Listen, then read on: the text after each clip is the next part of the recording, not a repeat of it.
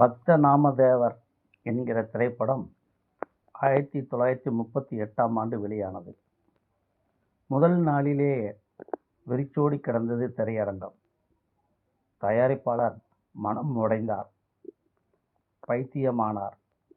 கேள்விப்பட்ட நகைச்சுவை அரசு NSK பக்த நாமதேவர் திரைப்படத்தை பார்த்தார், அற்புதம் நிகழ்த்தினார். தயாரிப்பாளர் மீண்டு வந்தார். அது எப்படி என்பதைத்தான் தெரிந்து கொள்ளப் போகிறோம்.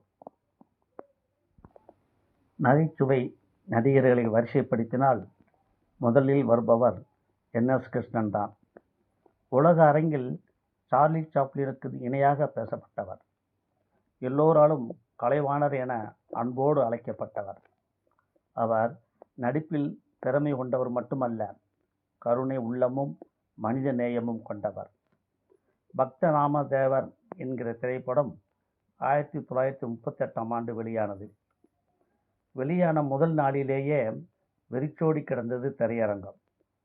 தயாரிப்பாளரை தவிர ரசிகர்கள் யாருமே திரையரங்கில் இல்லை.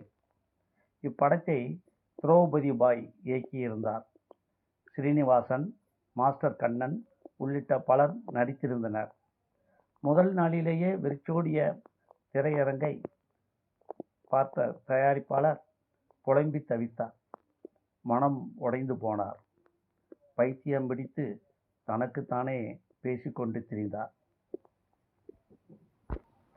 பக்த நாமதேவர் திரைப்பட தயாரிப்பாளரின் பரிதாப நிலையை கேள்விப்பட்ட NS கிருஷ்ணன் அவர்கள் அந்த படத்தை பார்த்தார். படத்தில் நகைச்சுவை காட்சிகளை சேர்த்தால் நன்றாக இருக்கும் என்ற முடிவுக்கு வந்தார். படத்திற்காக நகைச்சுவை காட்சிகளை தானே எழுதினார்.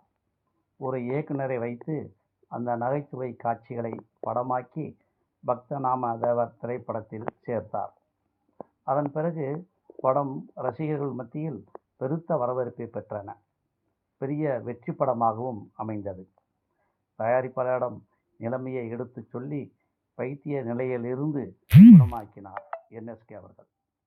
படத்தில் கிடைத்த வசூலில் ஒரு தொகையை கொண்டு வந்து NSKவிடம் கொடுத்தார் தயாரிப்பாளர். சினிமாவை நம்பி வந்த யாரும் ஏமாறக்கூடாது, கஷ்டப்படக்கூடாது, நஷ்டமடையவும் கூடாது. இந்த பணம் உங்களுடையது, இது உங்களுக்குத்தான் சொந்தம் என்று பணத்தை பெருந்தன்மையுடன் வாங்க மறுத்தார் NS கிருஷ்ணன் அவர்கள். ஆம், NSK ஒரு புதிர்.